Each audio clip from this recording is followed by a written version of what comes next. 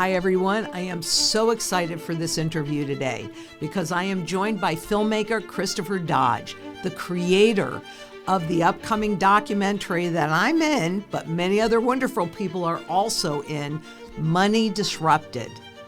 The core thesis is powerful. Fiat money is reaching the end of its lifespan, something I talk about all the time. And sound money solutions, well, quite honestly, sound money is essential in the reset ahead. I'm excited to dig into his vision, his research, and what audiences can expect when the film is released. So let's just dive right in. Christopher, thank you so much for being here today. We're having this very important discussion, and you and I have been working in the past. So let's just kind of start with today's environment, right? Because a lot of people are talking about the surges that we're seeing in the spot gold and spot silver market. So from your perspective, what does this signal? Well, I mean, I think we're seeing the final gasp of the fiat money system. And I think that the push in precious metals really is indicative of the risk factors in the US dollar. And, there's no real way that the Fed can, or that the US government can get out of this by usual means. Every politician promises the star, the moons, the sea, everything under the sun. And so I think you're seeing a reflection of that because we're talking about lowering rates. President Trump's putting a lot of pressure on the Fed to lower rates. Just yesterday, he was sort of insinuating that David Hassett would be the new um, possible Fed chairman after Jerome Powell finishes his term next year. And so when you look at the factors of the M2 money supply, the total amount of money that's out there, and the tendency of the Fed to print money, I think that it's pretty obvious that they will continue to print money at probably volumes that we have not seen. Yes, exactly. We will probably see an unprecedented money printing episode when you also look at the fact that there's a lot of pro sort of minimizing income tax. There's some little rumors about Trump talking about no income tax. There's the bill is already passed. The big beautiful bill, as they call it, Right. is already passed, which reduces corporate income taxes further. And so I think that when you look at the cost of precious metals, it's just reflective of that money supply increasing. And as we go into what might be the Federal Reserve's final maneuver, which is to, print us into an oblivion type of category, which Hmm. does revalue the gold and pushes Yeah. it up, which, every $4,000 in gold price, there's about $1 trillion in assets in the Treasury, assuming that the 1953 count is still correct. So, Right. Well, I think a lot of people don't really understand what it means to lower those interest rates and how that would impact them. So when they hear it, it just sort of goes here and there. Oh, okay. Well, it'll be easier to, I guess, borrow money. But from your perspective, and especially in everything that you learned in this documentary, how would that affect the normal person on the street? yeah, I mean, I think those of us who hold assets obviously see the upside, but the average person is not. So we see the upside in terms of this is going to drive these asset prices up because we're holding our wealth inside of these vessels. But if So you are you're not, talking about like stocks, the stock market, the crypto market, or yeah, I'm talking in general, like assets are getting inflated by the access to cheap money, which benefits, which is why you see the wealth inequality, right? So the average person that isn't holding their assets in stocks or inside of gold or crypto assets, it sees we're going to see this manifest as inflation, which means everyday goods continue to increase in price and exacerbated by tariff policies, exacerbated by potential shifts in tax policy towards consumption rather than income if they go down that route. And you will also see the continued issue with home prices. And, really, I look at home prices as a reflection, for the most part, on average, when you aggregate it, as a problem related to the inflation itself, as you continue to print more money. And I think that we're at the sort of limits of that system because the average person cannot afford a home in a lot of markets, and or it's a worse purchasing decision. And that will be, if you think a 50-year mortgage is a good idea, you need to look at an amortization schedule for a 30-year mortgage. You're realizing that for the first 10, you're not really paying anything back on that asset. So I think we're the caution for anybody who isn't holding any dollars that they earn, or isn't able to scrape at least a little bit of savings into the asset class that they believe in, they will see unprecedented inflation, and we're going to see costs everywhere increase. And maybe that's the goal. Maybe the goal is no ownership. I don't know. I'm not really driving into that, but there's a world where we own less stuff, and we can't afford to get back into it. And the BlackRocks of the world purchase, or the Berkshire Hathaways for that matter, purchase all of the viable single-family homes in the country, and that further makes the issue a problem. So I think that, to simplify, as you see interest rates lower, yes, that increases money supply and increases money flow, but that money disproportionately flows to the wealthy first, because they have access to that cheap credit to Right. invest in things, or worse, behave in risky things like leveraged assets. And the rest of us see that manifest as prices going up everywhere, and the tariffs don't help that reality. No, and what people don't understand too is that's inflationary, and inflation is a form of confiscation, and it is a form of wealth transfer. But the rapid inflation catches the public's attention because not only can people not, the average person, not afford to buy a house, Right. they're having trouble feeding their families now too. Yeah, That's which is like huge.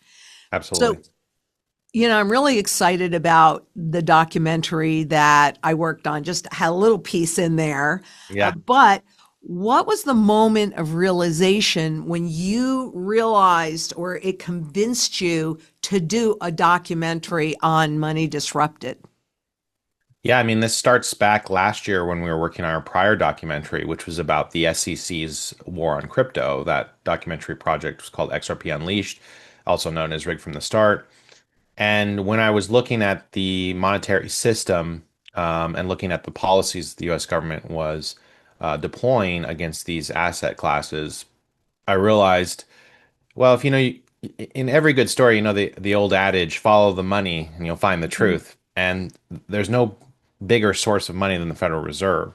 So we had actually created a pretty compelling little introduction to the Federal Reserve that ultimately got cut from XRP Unleashed, because that story ended up focusing on the SEC's inner workings, and how we wanted to expose a couple of corrupt individuals at that organization. And so I was like, well, this is a great story. And there's so many people who have written incredible books on the story of the Federal Reserve. And there have been rumblings, in my day, in the 2008, financial collapse, the Occupy Wall Street people, you started to feel that wealth inequality really start to bubble into an intangible place, at least in modern context, at least for my generation. And so thinking back to that, you started to see the rise in certain anti-Federal Reserve candidates, people like Ron Paul. And so I think that all of that stuff started to enmesh in my mind. You kind of read something here, read something there, Right. and you don't really put it together until you sort of start to think about what is the center of all of the financial woes that we have, and really what even the concept of sound money. I don't even think I had that in my mouth till a year Yeah. ago, till I started looking into this whole thing. And it's shocking to me because as I tried to hire people to work on this project, different people, like even camera department, post production, editors, it's shocking. A lot of those folks, even here in Los Angeles, were unwilling to work on the project because they thought I Really? was creating propaganda. They're like, well, I don't want to end the Fed. And I said, wait, hold on. Do you understand what the Fed is? And they couldn't explain it. They said, oh, it's the federal government. I said, no. Like I'm not promoting anarchy. I do not want anarchy, right? W- The center of all of our financial trouble comes from the United States government's ability to print unlimited money, which really benefits the elite and doesn't do anything good for the average person. And that policy application, government, its third rail is always the application of money. So for me, I wanted to explain how the government really isn't funded by our taxes per se. It's funded by this unlimited money printer that was installed by the elite bankers in the turn of the century, turn of the 20th century, Mm-hmm. and how it has continuously been manipulated by various special interests, which is why lobbying is the most profitable business in America. It's like you get a $27 return for a $1 investment. There's very few assets that you can do that in because you get the application of that money. And so looking at that cycle over and over, I knew that I needed to find the people who are the biggest voices in the various pockets of sound money principles. And so that was kind of when I got the idea last year for, okay, we need to get a whole story together on the Federal Reserve. And that started with my reading the book, The Creature of Jekyll Island, and Fabulous. expanded out to many others. So, yeah. And I'm honored because you invited me to be part of this documentary, and I'm quite honored by that. But were there any interviews or side conversations that surprised you? Yeah, I mean, there's a lot of info. I mean, even for me, right, I'm on my journey to figure out what all this means.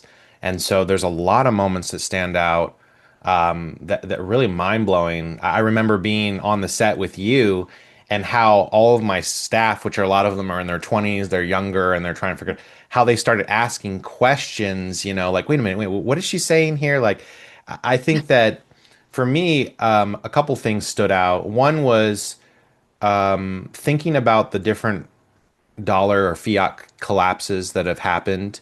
And, when you came, you brought all of this currency. And so we sort of arranged it on this table Right. and we had This stuff. currency from, and it was kind of the first time I had seen like the visual story from physical gold to gold certificates to gold backed dollars to dollars backed by nothing. And then when you extrapolate that out to modern equivalents of countries that have collapsed under their weight, like Venezuela or like Zimbabwe, and then we end it with a monopoly dollar. Monopoly has value in theory when we're playing the game of Monopoly, right? We agree that it has value, but outside Mhm. of that system, it doesn't have value. Outside of that game, it has no value. And it kind of is a powerful metaphor when you zoom out and you think, well, actually, the dollar has no value either. It's only because we use it as a means inside of this game, which is the economy, right? Another thing that stood out is when I was interviewing, I was very excited and honored to finally be able to sit down with Ron Paul, in which I Oh, interviewed him. absolutely. Yeah, I interviewed him. One of my heroes. Yeah, he was incredible, still very sharp, telling stories. Um, and I love talking to people of that generation. Mr. G. Edward Griffin was also in that generation. Yes. They're just so incredibly smart and articulate, book smart, because obviously, like prior to technology, these people attended elite academies and have very smart minds for this kind of thing. But Ron Paul was telling me a story about two stories stand out. One is he was talking about his meetings with the various Fed chairmen, and one of them was a meeting with Alan Greenspan. And Alan Greenspan, Correct. was the Fed chairman throughout the 90s and led to a lot of lowering of rates. And he had met Alan Greenspan earlier in his life in the 60s before being elected. Alan had written this paper, and he still had the paper with Alan's signature, talking about the proverbs of sound money, how we needed to go to a gold-backed system. And so Ron was sort of I guess you could call it like an old school troll, brought that document and said, "Hey, Alan, do you still believe in this?" And privately, Alan's like, absolutely, Ron, I do.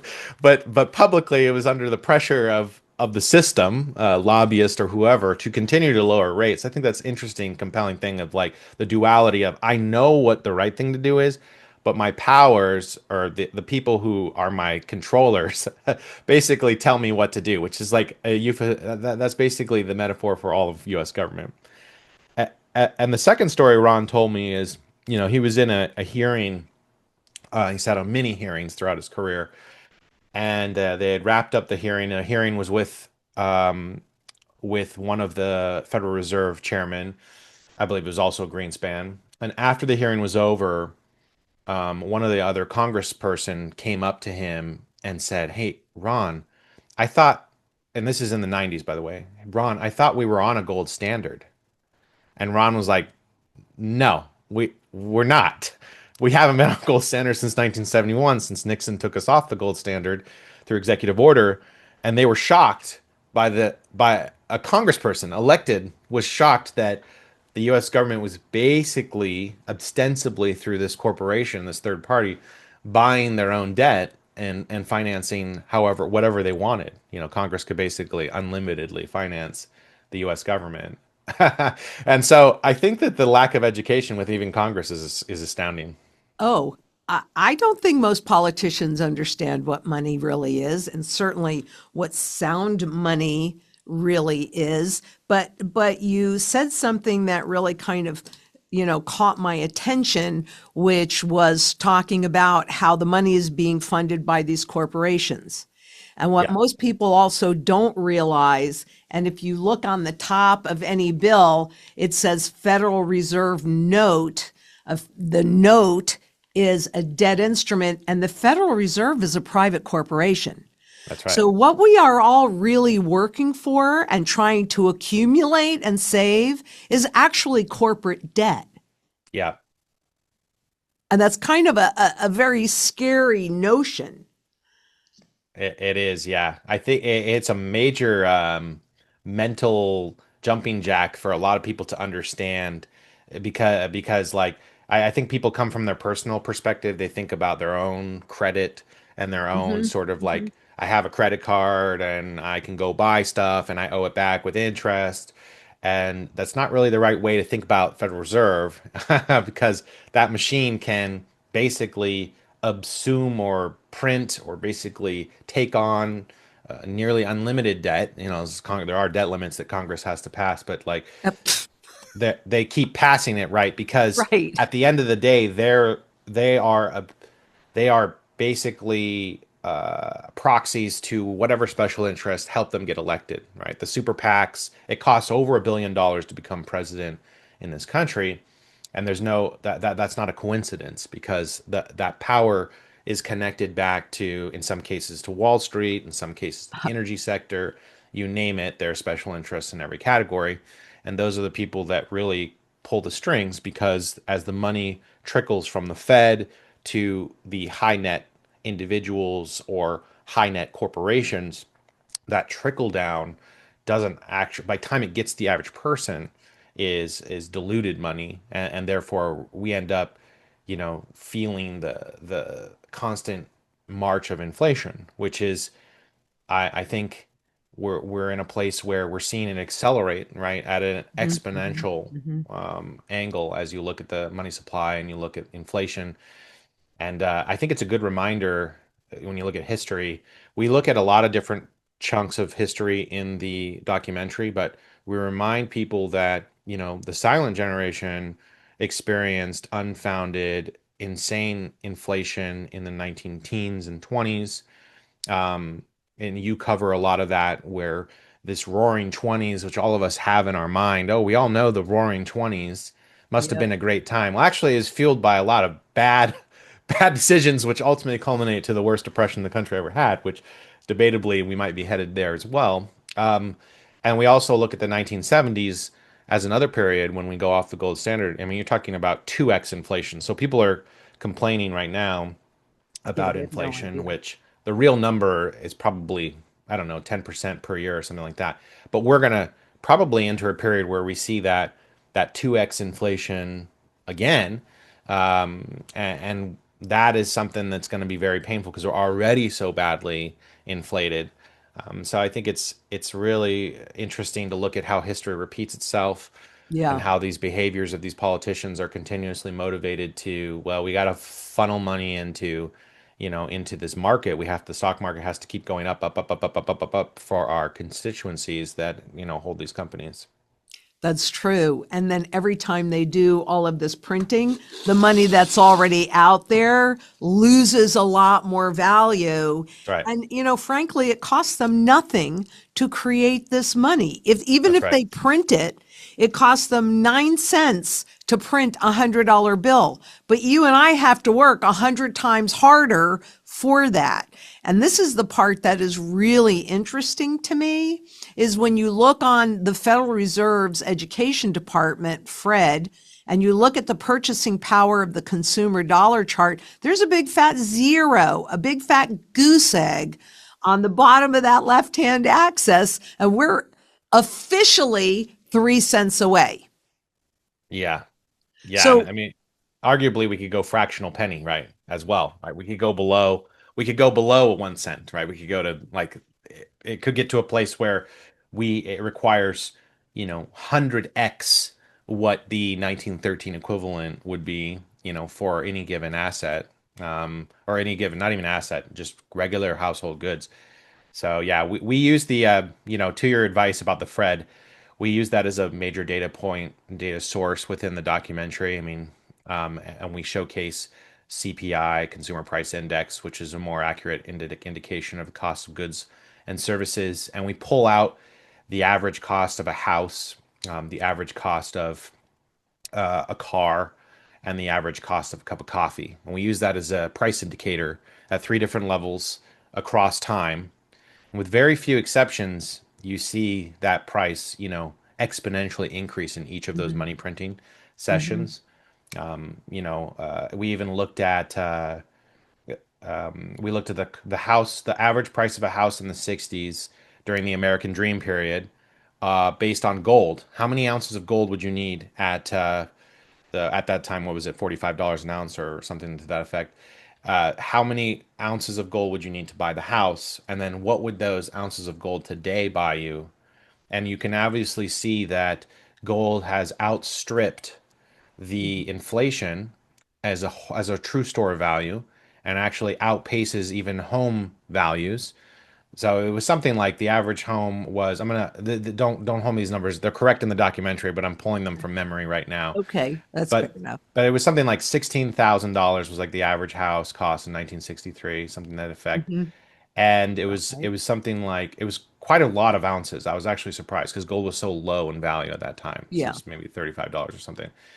And 35. so we looked at that, in today's dollars, the number of ounces required, and it was the equivalent of $2.5 million worth of gold. If you hold those same number of ounces from purchasing the house in 1963 as you would in 2025, you would have $2.5 million. Well, average cost, it is increasing, but the average cost in America is in the mid 500s right now.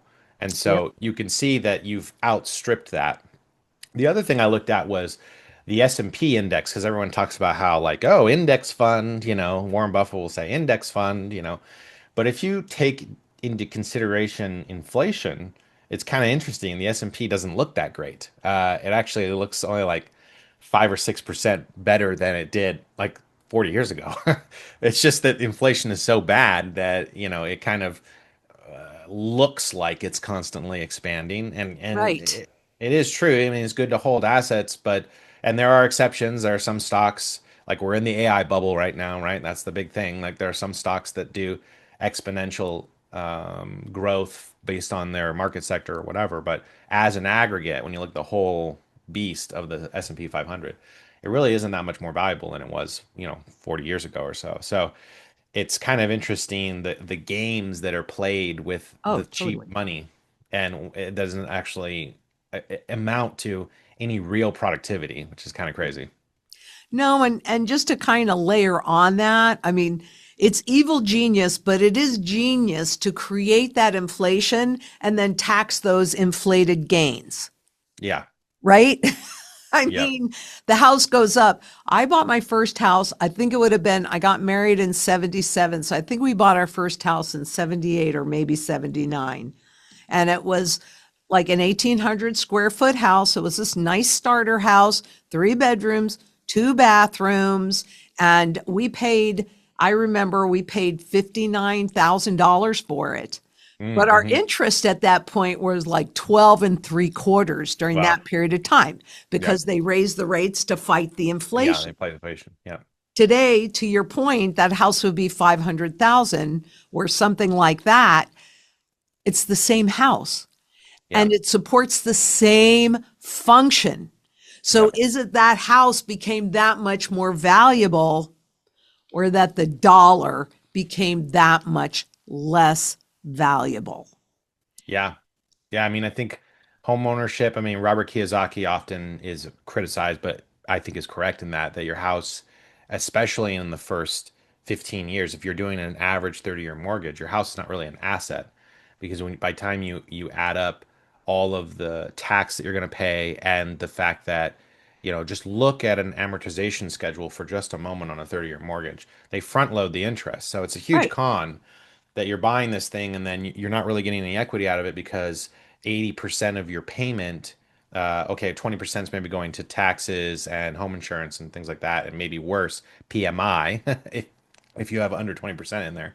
And then the other, 70% of what's left is going towards interest. You're paying 10% on the principal or something. So it's a pretty outrageous game. And when people think, and this is kind of my mother's programming a lot as her generation is like, you got to buy a house, you got to hold that asset.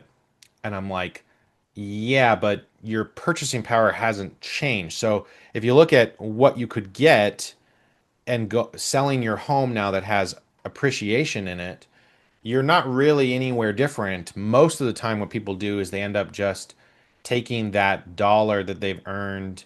Let's say they're in a higher economic area. Maybe they're in California. Maybe they're, in one of the coastal cities Mm-hmm. where Mm-hmm. Boston or New York Metro or whatever, where the costs are higher.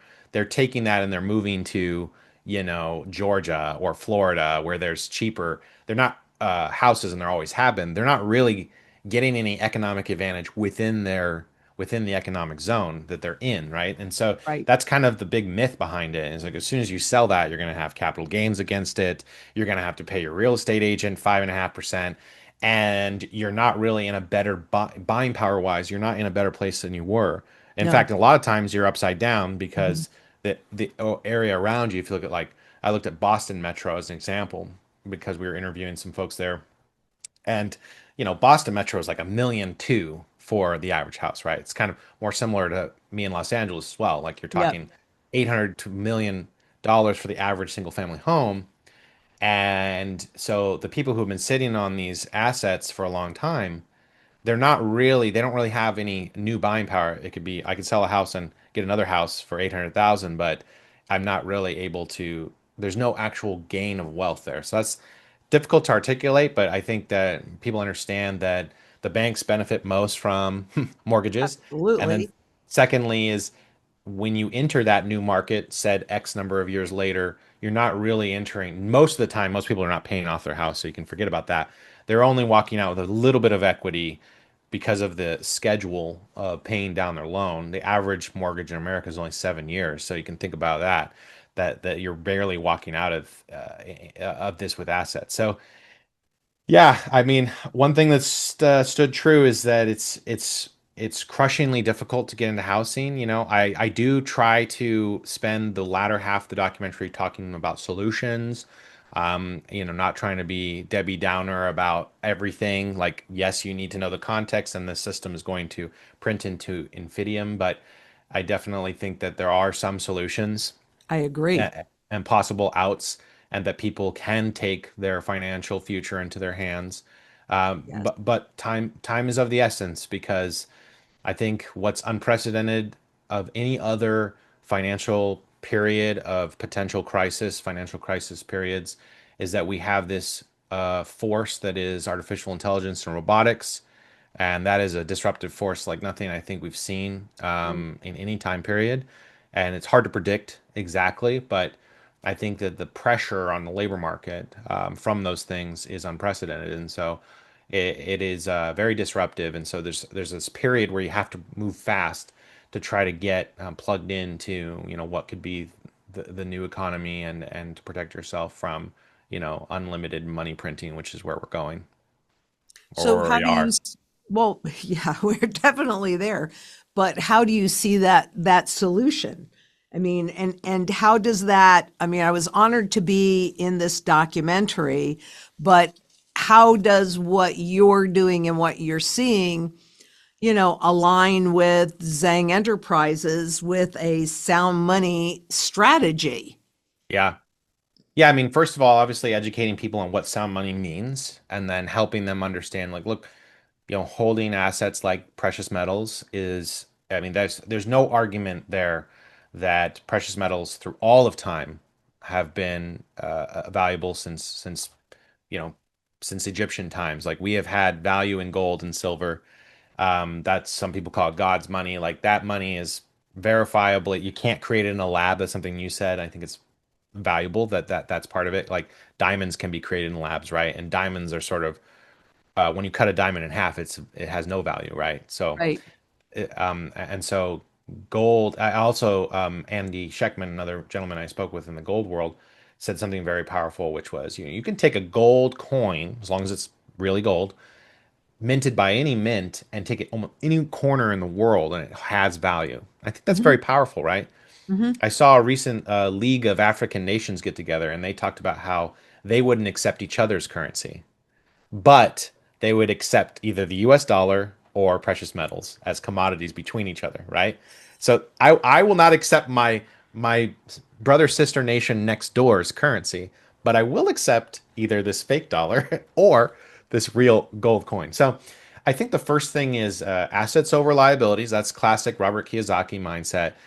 Focusing people on holding assets, holding minimizing liabilities. If you're average person, minimizing liabilities, meaning like if you're young, please don't get the credit card. Please don't, you know, rack up credit debt. Right. Doing things that I appreciate that people, value experiences and things, but sometimes that Disney World trip maybe isn't the right financial move right now. Like, put those assets and start acquiring assets, and we heavily advocate for precious metals. And so I think that the first step is really advocating the average person to hold eliminate unnecessary liabilities, and then focusing on financial health by putting your dollars, your hard-earned dollars, into precious metals. And I think that aligns really well with the mission that you do. And we talk about the both the macro piece of this, which is what is potential solutions the U.S. government could deploy, and then what you as an individual can do within this market to place some of your dollars into some of these areas, and some of the concepts that we think or that are hypothesized, and I could be wrong, but based on what we see and different ideas about how the government could slowly move towards sound money, or the great financial reset could occur, and what that could mean for you and all of that. So those are kind of some of the concepts we look at in more detail as we move into the later half of the documentary. Well, I think I'm excited to see it finally, Yeah, and honored to be in it. But if yeah. you could leave the viewers with one question to reflect on after they watch the documentary, what would that be? I think it would be, what are you doing to secure your financial future? I've been reading a lot of Stoicism lately, and a lot of ancient wisdom in the Greeks. And one of the first lessons in Stoicism is, what can I control versus what can I not control? Hmm. Hmm. And I think the news cycle is mostly stuff you can't control, right? The news cycle is mostly what's happening at the macro picture. Trump's doing this and Congress is doing that. And I think a lot of people can get really heated about it, regardless of what side you're on. But you forget that outside of you participating in democracy and voting, there's very little you can do to influence policy during those time periods. And so I think that it's important for you to just focus on what you can control. And so then the question becomes from things that you can control within your financial future, what are you going to do to secure yourself and those immediately around you? And then to research what those solutions are for yourself, and then start implementing them in little ways. So that's the kind of big question to noodle on. Don't get lost in the macro picture, which is what the politicians, what the Fed chairman are going to do. That might be information that you can use to invest, but at the end of the day, these assets like gold and silver have been along for a long time. It's pretty obvious what you can do with those. Then it's sort of educating yourself on how do you participate in that market, and how do you use those assets to benefit yourself, whether you choose it to be gold and silver or you choose it to be a crypto asset or a stock or whatever. How are you going to build up a portfolio of things you believe in, that you're well researched in, that are going to help you financially for your future? And so I think that's really the takeaway. In addition to, if you're going to participate in democracy, we need to be calling for sound money advocates, people who are actually going to cut the size of federal government, who are actually going to put limits on Congress's spending capabilities. I really think that comes down to eliminating the Fed, but basically ending the money printer. And if you end the money printer, you can't really pass policies. If you said, "Hey, do you want us to uh, pay for this program? It's going to cost you $2,000 a year. Do you want that, or yes or no?" And most people are going to say, "No, I don't want that." Right? I Yep. think one of my big wake up calls recently was when the government shut down for 45 days, whatever it was, outside of air traffic. I don't really know that I felt anything, and I'm not trying to be insensitive to those who actually work in the federal government. Obviously, I know those people were impacted, but for the rest of us sitting out here, I didn't feel a thing. The world was still Right. moving around. We were all doing everything. And I think it's very indicative of, is your federal government actually doing anything that's benefiting you as an individual? And I would probably argue very little. So I think that people will come out of this. They might feel overwhelmed. They might feel, oh my gosh, there's this big monster. What do I do about it? I think at the end of the day, that first lesson in Stoicism, what can you control? What's within your grasp to control? And then research the things you believe in to secure your financial future. And I just want to expand on that just one little bit, Yeah, of because if course. all we do is just think about ourselves and how we benefit, then it's a divide and conquer kind of Sure. mechanism. What Yep. tool could we actually put in place, we the public? What tool could we put in place to make sure that we actually have a voice in how money is spent and created? And I say that we have redeemable gold back in the system again, which I Mm. know is what Ron Paul was fighting Yeah. for. I also know that's what Warren Buffett's father fought for, Yeah. and even the great Sir Alan Greenspan. I Yeah. mean, that's really what he's about, and so that's what I fight for. And I think that if all of us, if we can get 3% of the global population, one person can't do it. And that's why you can't just be thinking about yourself. This is Right. so much bigger than that. It is. We Yeah. have to be thinking about our future, our children, our great grandchildren, those that aren't born yet. And if we had redeemable gold back in the system again, then the public would they would take back their power Absolutely. Yeah. It and, holds them accountable. hold them accountable. And I wasn't really talking about that so much. I wasn't really seeing it because it's always an evolution as you keep working and learning more and seeing more and becoming, part of more. But, this has been great. And maybe we'll have you back on after the release, Yeah. and we will certainly promote that. And maybe we can even have you on like a live Q&A so that Yeah. people can actually call and ask you questions about it right from the producer's mouth. Yeah. Yeah. I mean, I think what I try to do is I think it's a great idea, and I try to preserve what I can in terms of people's individual, their individual expertise, right? I'm not editing people to change what they have to say. In some cases, they conflict with each other, but that's where the viewer can sort of pick their, choose their hero. And I try Exactly. not to present, like for example, there's a lot of people who are very bullish on crypto, but I don't Hmm. present it as like necessarily as the be all end all. I say, well, it is a possible solution, but there are risk factors or verticals as well within it, which you are definitely one of those voices that talks about, the dangers of digital ID, and I keep that in there because it's important for people to think about Hmm. that, Hmm. and Hmm. all of these communities should really not fractionalize themselves or factionalize themselves. The people who are looking for sound money, whether it be the Bitcoiners or those in the precious metals department, um, should really think about how can we work together to sort of influence the policies of the U.S. government, and really try to move us back to a sound money system. And in the meantime, work with each other to educate the larger public on these things because, we know that change takes time. And so, yeah, I think it'd be great to get on and talk about, the film with other folks, and especially as people have a chance to react to it and see it, doing a Q&A about everything from how we created certain visuals, why what we chose as the narrative in certain areas, and there's lots and lots of content, unfortunately, that doesn't make the cut, which we'll have to think about what to do with, the hundreds of hours of interviews that I didn't get into the, sub 2 hour running time, and I Yeah, think there's a that'd be lot of hard. information. What's that? I'd say I would think that would be really hard to determine, what gets cut. But then I'm It not an editor. So, Yeah, I mean, it kind of turns into sort of how do I balance? I call it like, because I try to make documentaries without a narrator, which is a little bit harder. And mhm, I'm not a voice in the documentary either.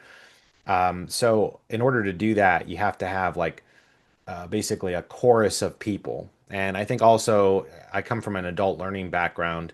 People need to hear different voices, even if it's the mhm, same idea being articulated. Like too much of one voice, you start to tune out a little bit. And so yep, I think it's figuring out how you juggle all of these expertise with each other, and then in some cases let someone tell a story in an area, right? And then how do you make that visually compelling, because it's a visual narrative. A lot of people, a lot of traditional Hollywood people, when you tell them you're going to do a documentary, are like, well, how are you going to make sure this is not a talking head documentary? And I'm kind of like, I challenge that a little bit because people sit around and watch podcasts and look at YouTube all the right. time, and that's fine. They'll watch this and be fine with it. Like, this is enough content for them.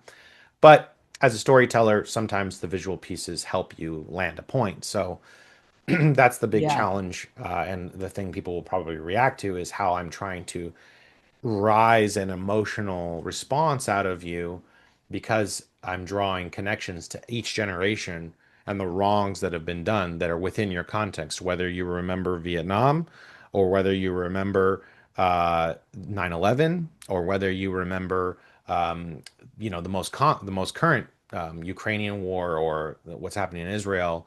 There's some galvanizing point There within is. your context, in addition to the financial well-being of your family and what's happening on the street versus what's being, said in the media, is always kind of an interesting disconnect. So I try to give each generation an access point into this story, and we'll see how people react afterwards and seeing these things. Well, I'm excited to see it. And I'm also excited to see how you wove all those generations together. Because personally, I'm so glad that I was born in 1954 because of what I actually had got to personally experience. Right. Even if I didn't understand it at the time because I was too young, Yeah. but still having that perspective Hmm. is huge. And so It I is. really am glad that you pulled all of those different generations together because we can learn from each other. Yeah, absolutely. Yeah, I mean, I even try. I mean, although the couple of gentlemen that are in their 90s, right? They have a different perspective, the silent generation, on, World War II, the Depression. I Hmm. remember my great grandmother, who was born in 1916, telling me the story about losing a single dime in the Depression, and how, she cried and cried, and how these stories. Let me give you one other powerful metaphor for this, how we do this in storytelling. Lawrence Lepard, is author of a book called The Big Print, he tells a story about how generationally his family owned this furniture store that was passed from generation to generation. And in the 20s, his grandfather had the wrong signals. You know, that a lot of free credit was flowing, the government's everything was going well, and how they expanded. They're like, great, there's a big demand for more household products, so we're going to Right. greatly expand our inventory. We're going to hire a bunch of staff, only to spend all of the 30s begging creditors not to take their business away. Well, you fast forward to his grandmother's final moments alive as a 80 plus and 90 plus year old in the hospital, and it was so painful for her that he tells this story, and I recreated as as respectfully as I can. She's having tremors as someone at the end of their life does, and all she could say is, "I don't have any debt. I don't have any debt. I don't have any debt." And that's just painful to think about. That it's so powerful, that that time period was so powerful on the psyche of that person, that then it relates to you when you feel sort of overwhelmed by the financial situation. That this has been happening. We have been attacked Mhm. on generation. We're talking about generational damage going on with this thing. So it's those kind of things. Yeah, there's facts and figures and Fred and all this other stuff, but it's those kind of things, you know, like your uncle opening the vault and then telling the story about, if anything happens to my wife, your aunt, this is this she's taken care of. It's these kind of Yeah. things that really weave their mind into our minds and personalizes it.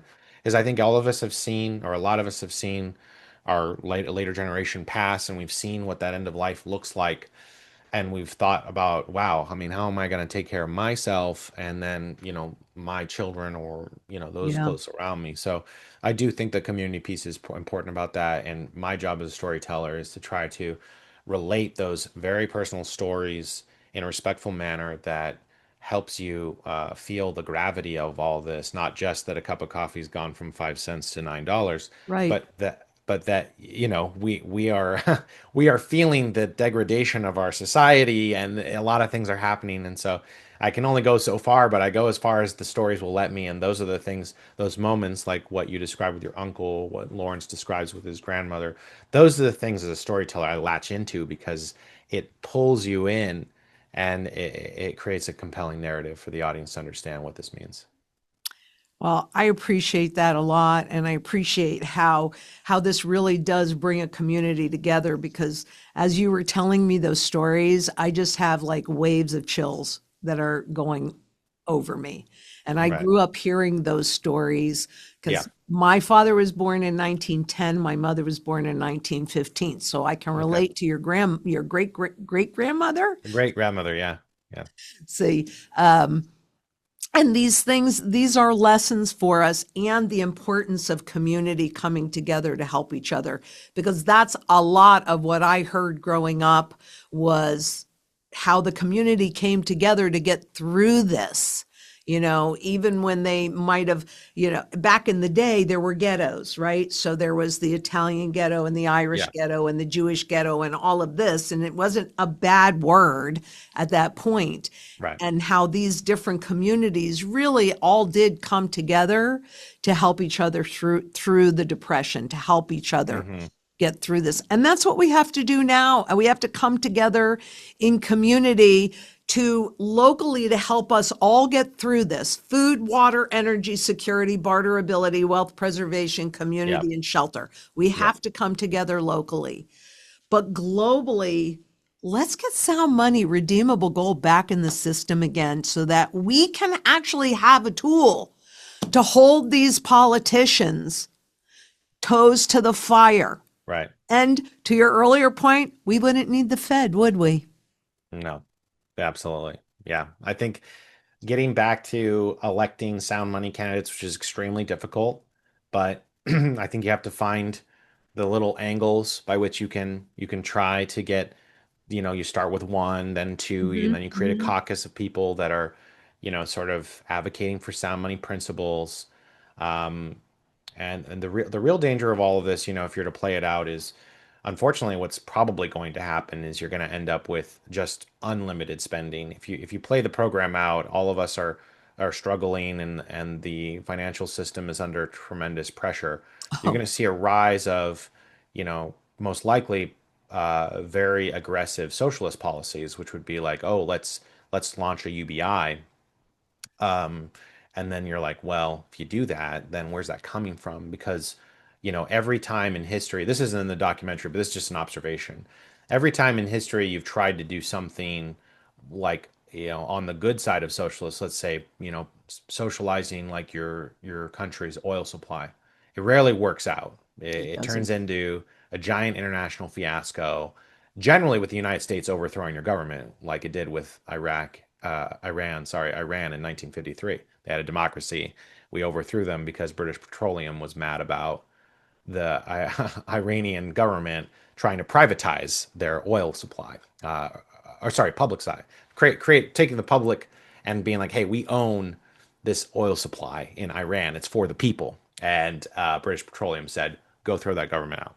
And so I think that it's very difficult for you to end up in a UBI scenario that is meaningful because you have so much private interest in those industries that you couldn't really get revenue out of them. A lot of people point to Alaska's fund for like a possible solution there, but the reminder is that Alaska's fund, you only really get like $1,200 to $2,500. I don't know how that's going to help much. You would need a much Right. larger scale. So the challenge is that sound money doesn't mean that there's free flowing, capital coming from the government necessarily. Sound At money would all, mean actually. It means just the opposite. It means that there exactly. are restrictions and limitations, and oh my gosh, you have Yeah. to live within a budget. What a concept. Yeah, what a concept, right? And so, it's easy to get elected if you promise a bunch of free stuff, a la what's happening in New York right now. But I think that what you'll realize once you get that person in power is that, like, yeah, but you got to pay for these things. And how are you going to pay for them? Are you going to raise taxes even higher on everybody else? We're already Yes. seeing, if you include inflation, we're probably at a 70-80% tax rate if it's Yes. inflation plus all the other taxes we pay. And so I think that the great minds, need to work with the community on helping everyone kind of get. It's very difficult to like get the solution in place, but I think that it starts with education. It starts with knowledge about what sound Yes. money is. And I agree with the sentiment you have about local community as well. Knowing your neighbors, creating a nice little interconnected economy locally. It's easier to do in small towns. I think I struggle to figure out what that means in a city context. But yeah, I do it right here. I yeah, you do it do. right here, and I am in dead central Phoenix. I could not be in more central Okay, Phoenix.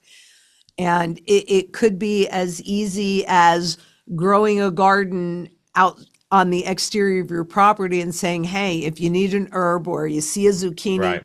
you know, or Take it. Yeah. this time of year, we do go all out and decorating. And Uh-huh. it's my favorite because every night I get to watch on my Ring camera families as soon as the sun goes down. I have families with little kids coming through my property and squealing with joy. This is how you do it. You create the space for it wherever Yeah. you are. You go to a farmer's market, you meet who grows your food. You go to a community garden in a big city and you give them your time. Yeah. You Yeah. learn a skill, you create a relationship, you expand the community. It's not really that hard no matter where you are. You Yeah. just have to be a little creative and be willing to give first, right? You live Yeah. your life like this with open arms, and then it's amazing what will come in. Most people go like this, they're all protective. Well, Hmm. there's no room for anything to come in then. So, this is how you grow a community. You open your arms, you say yes, and you give first. Yeah. That's a good message, especially this time of year, in a giving type of, that's really what the holidays are supposed to be about, right? Giving to each other and helping each other out. And I think It's definitely a concept that I need to, spend some more time with maybe next year after this documentary is done. I talked to Maya about some of the things you had told me about, I'm seeing a rise in like homesteading, and that can mean different things. It can mean Mhm. like and I'm Got lots also, of good material for that if you want to yeah, work with, it's, and Josh too, yeah. yeah, we can definitely we can give you a good, nice foundation. Yeah, yeah. It's not going to make the cut for this documentary because we're talking about the financial system, but It's I, different things. it's a Right. different thing, yeah. But I definitely think that there's a rise in people, starting to homeschool again. There's like more homeschooling now than ever before. There's 5 million people in the United States 5 million children are being homeschooled. And I think that focusing on, real life skills and learning how to live off the land again. I remember back to that great grandmother, that was the last person in my family that I remember having a garden. They had a Oh, garden in wow. their backyard, right? And I think that there was like a generational loss of that Hmm. wisdom when we Hmm. used to Hmm. be, because they all came from having 11 siblings living in, my grandmother tells me stories, told me stories about she was the youngest. And so she would clean the lanterns out and she would ride across, her dad would take the wagon across the river and the water would rise up. And this is living memory, right? Kind of insane that I talked to a person with the memory of that thing. But they were living fully off the land, and I think Hmm. that there's a loss of that information, which is valuable information, especially considering, without food, without resources, we don't have anything, and the grocery stores control all of that. So, yeah, I Yeah. think it's a topic for next year, but I think there's an increasing amount of people who really want that more communal style of, 100%. without getting into the creepy commune side, but like communal Right. style living, and uh, and I think gold actually is a part of that. Believe it or not, it's barterability. It's real gold, it's real money, and so I'm still racking my mind what that means for me. But I kind of think that a lot of folks are curious about what that means in terms of going back to a system where, man, maybe it doesn't make sense for us to sit 9 to 5 in an office and commute back and forth in a city, and for what? Just to barely scrape by inside of a metroplex like Los Angeles. I wonder about that for a lot of folks who don't really have, a financial future. We're going to grind out, are going to work at a Mhm. grocery store for 100 years, and then what, So I think that there's alternatives coming, and you're definitely one person who sparked that idea in my mind. I was like, oh, what about that? It just takes about a year later for my brain to be like, wait a minute, what was that about again? So Well, we'll talk more when you're ready to do that, and then you'll have to come out, and I'll take you to my bug out too, and it'll yeah, open your eyes to quite a few things, I'm sure.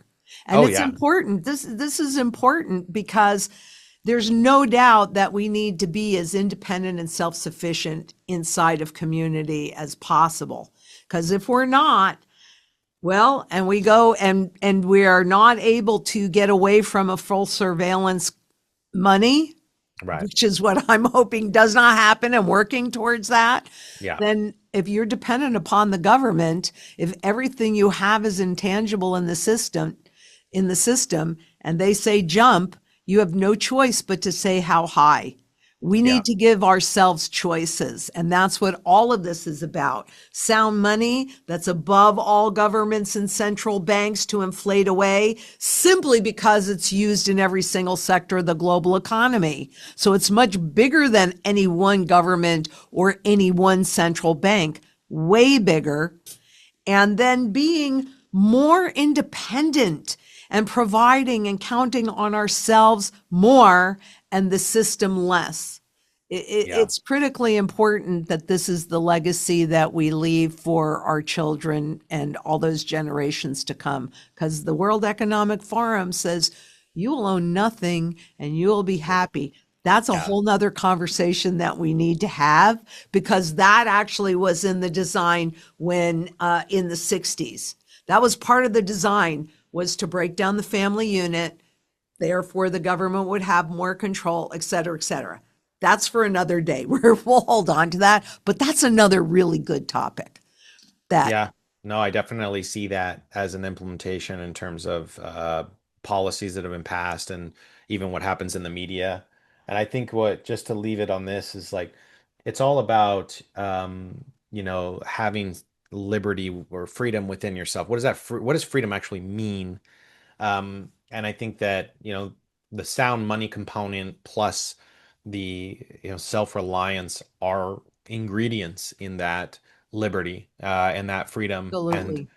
I think we kind of got away from it, maybe thinking, or past generations thought, oh, well, it's much better to live in a suburb, and I don't want to like live on the farm like my parents did, right? And everyone's kind of moved away from that, but we've degraded community over time, right? And now, well, neighbors don't know each other, and there isn't really anybody. It's us all individualized, which I do think is a problem. So, Huge. It's how they control us because we're yeah, not having the conversation, right? We have to exactly. have the conversation, even when we disagree. I don't know when that became a bad word, right? Right. Because I feel like you need to hear everybody's perspective. And then to your earlier point, then what feels right to you.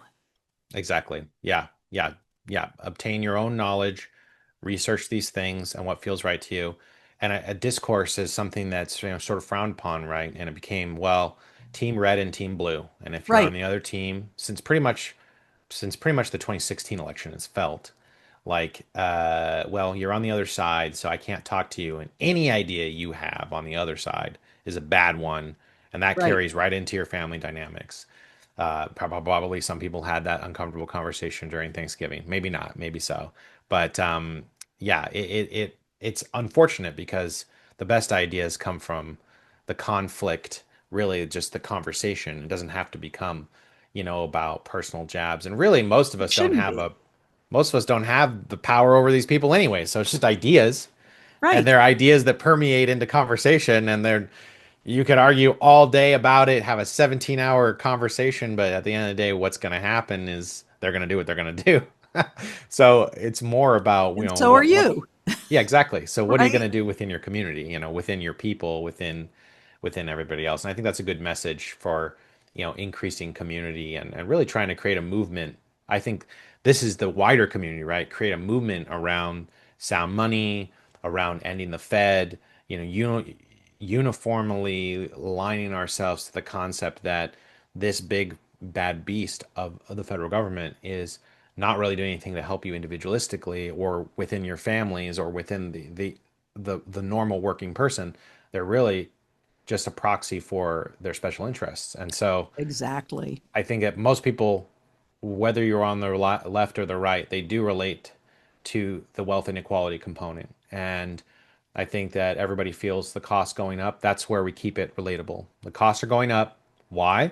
And what do we Why? do about it? Exactly. That's what we have to keep the narrative of money disrupted about. Well, this has been amazing. So I'll have Yes, to have you back and we'll have to figure out our next documentary. I hope you let me participate because I really, it's important. Well, your work is very important and I want to do whatever I can to help support our community. I appreciate that. Just the last note is that, we're not some big production house. We're just individuals, like a lot of folks out there. Storytelling is my passion, filmmaking is my passion, but there is no, studio backing or, well, why don't you just put this on Netflix? Well, that would be nice if Netflix would let any story like this be, in their area. It is, the film industry is very very difficult to get into, very difficult to get access to. So we just took it upon ourselves as individuals, my wife and I, who co-produce all the films, are really just taking it upon ourselves to tell the stories we feel are important and try and do that with integrity and try to get the best voices and minds in the country and the world on these topics within the means that we have available. So, I say the team and I, but just to materialize that for folks out there, it's really just two people editing this documentary, most of it with my own two hands on a computer, and just a couple of us on the road with a few cameras and turning this incredible story into something that everyone can enjoy. So, it is possible for anyone to do this. There are days that it feels insurmountable, but you always just keep trudging ahead to get this story out there. And Hmm. I'm excited to share it with everybody, as we get closer to finishing it towards the end of this year and getting it out there.